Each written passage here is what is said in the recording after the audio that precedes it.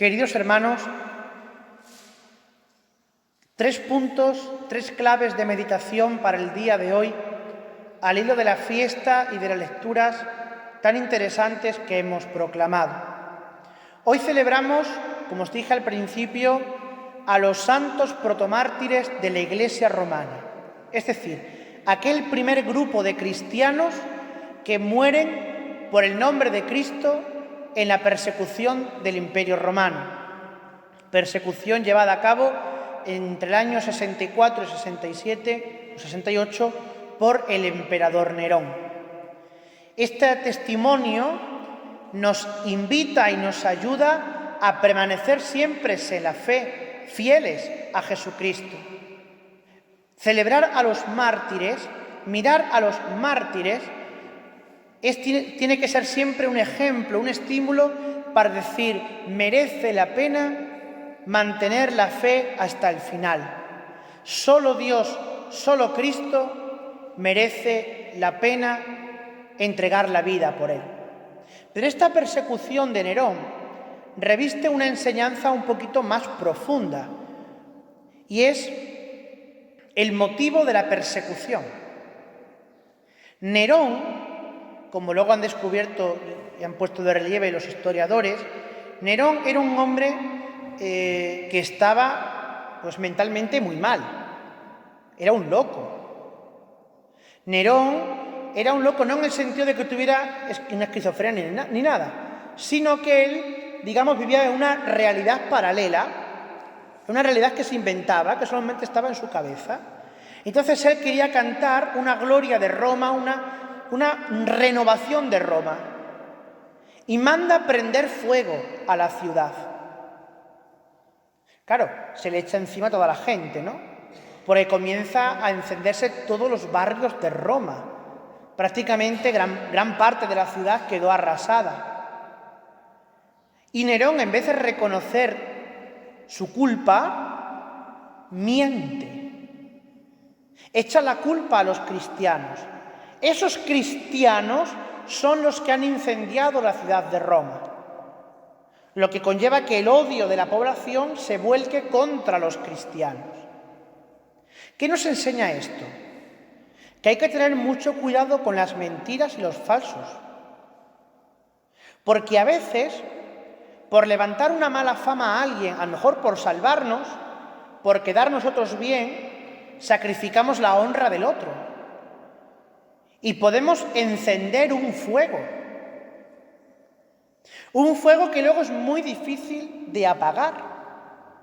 Entonces siempre hay que saber reconocer los errores cuando se cometen y sobre todo ir siempre con la verdad, porque una mentira, una difamación del emperador Nerón llevó como consecuencia la muerte de miles de cristianos aquel año. Y a veces una difamación nuestra puede llevar a la muerte civil o a la muerte de la fama, de la honra, a otra persona. Entonces hay que pedir a Dios siempre que nos dé prudencia en los juicios, y que nos ayude siempre, si tenemos que hablar de alguien y hay algo que objetivamente está mal, a hablarlo siempre con caridad y nunca mentir en contra de nadie para salvarse uno mismo. Con una primera idea que nos ofrece esta fiesta de hoy. Vamos a la primera lectura del profeta Amós. Una lectura que hoy puede ser un poquito incómoda. Porque fijaos lo que estaba diciendo Amós. Nada sucede sin que el Señor lo revele antes a sus profetas. Es decir, Dios nunca nos pilla por sorpresa. Dios siempre te prepara, de alguna manera, para que puedas asumir las cosas que te van a venir en la vida. Dios te puede ir fortaleciendo el espíritu, el alma, el cuerpo, con pruebas complejas, con pruebas complicadas, para que sepas afrontar las cosas que te van a venir en la vida. Mucha gente se preguntaba, y esta mañana ha sido la última vez que me ha ocurrido, ¿qué nos ha querido decir Dios con esta pandemia? Y una persona decía, es que la respuesta es muy incómoda. Porque nada ocurre sin que esté escrito. Y nada ocurre en la providencia de Dios sin que Dios antes nos lo haya avisado, como dice el profeta Amós. Y Dios nos ha ido preparando para este momento. Nos ha dicho, ojo, que la impiedad, el mal, el pecado estructural en el mundo tiene consecuencias. Nos lo ha dicho el Señor por el Antiguo Testamento. Nos lo ha dicho el Señor en el mismo Jesucristo, de las cosas que tienen que ir ocurriendo antes de la venida del Hijo de Dios. Nos lo ha dicho el Señor en las cartas de San Pablo. Yo os invito a que leáis sobre todo la carta a los Efesios, el capítulo 5, o que leáis la segunda carta de Tesalonicenses, o el capítulo 1, versículo 25-32 de la carta a los Romanos. Y os daréis cuenta cómo Dios nos ha ido advirtiendo de las consecuencias que tiene el mal en el mundo y cómo Dios tiene sus formas también para purificar, para depurar todo este mal y hacer que surja algo nuevo. Entonces, no es contradictorio ni aventurado pensar que parte de la causa de esta pandemia ya está predicha por Dios y es a causa de los pecados del mundo entero.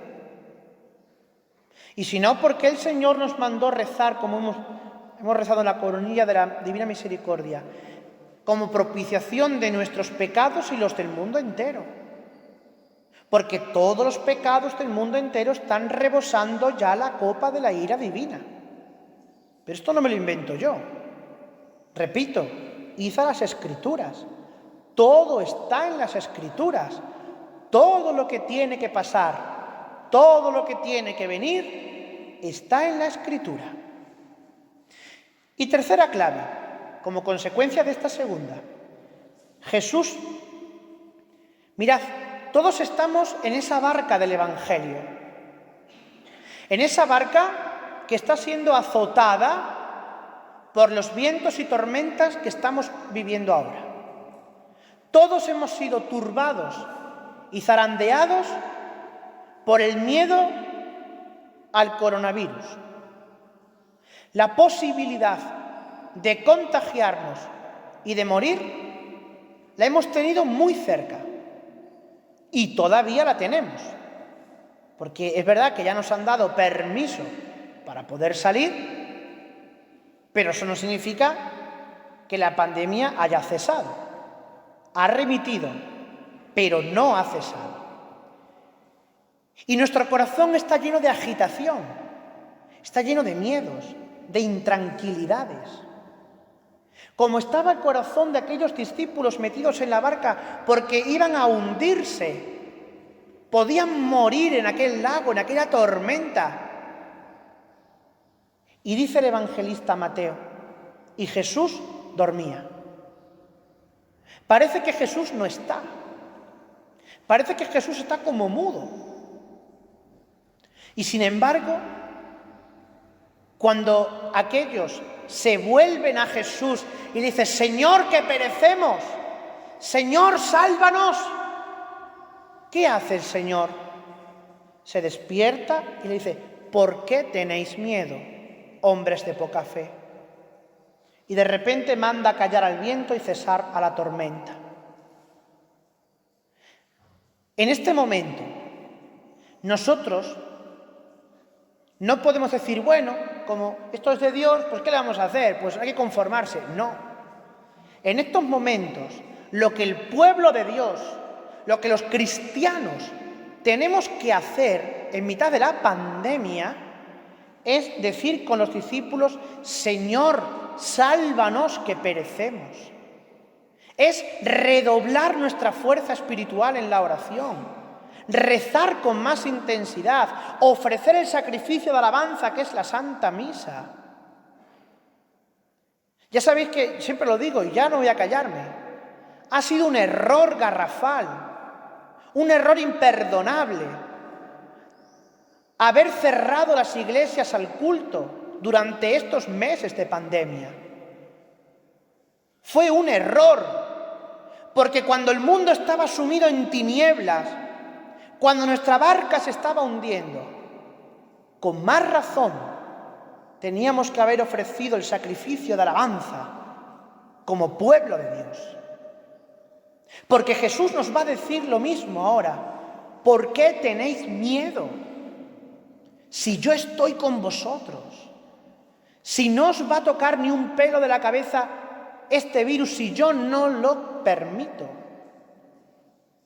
Y si nos llega el tiempo de morir por esta causa o por otra, porque la gente muere por un coronavirus y muere por infartos y muere por cáncer y muere porque mueren de viejos, o muere porque se caen de una garganta, o muere porque se matan en un coche. Es decir, la gente muere por muchas cosas. Si llega el momento, yo estoy con vosotros, nos dice el Señor. Y cuando uno sabe que tiene a Cristo con él, que Cristo lo guarda, que Cristo lo protege, que Cristo lo defiende, no tiene miedo a nada. Esa barca del Evangelio no se iba a hundir. ¿Sabéis por qué esa barca no se iba a hundir? Porque Cristo estaba allí. Podría estar dormido, pero estaba. Así que pidamos al Señor que nos dé confianza grande en su palabra en estos momentos, que quite nuestros miedos del corazón, prudencia toda, miedo ninguno, para sobre todo salvar la vida, salvar la fe, que es la vida del alma, y gozar siempre de la eterna gloria.